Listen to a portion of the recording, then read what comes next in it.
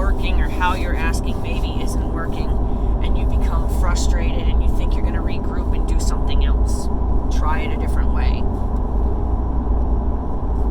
Once you commit to asking for something, you have to stick with it until you get at least a version of what you were looking for.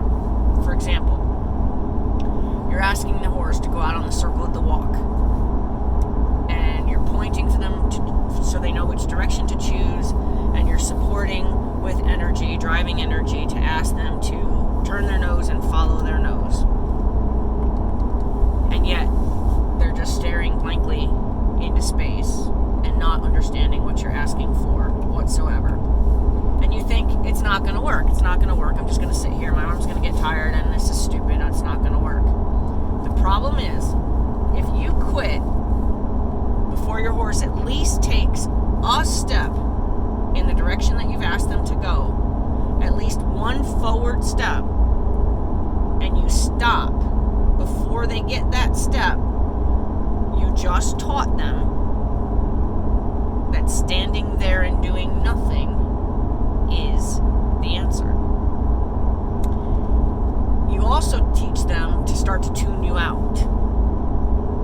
Because if a horse sees that you make a lot of energy, a lot of movement, a lot of fumbling, a lot of whatever, you're doing a lot, you're creating a lot of stimulus, and it doesn't require them to respond, then they start to learn that you're just a noisy person, right? You just make noise. You're not necessarily actually talking to them, so they learn to tune you out.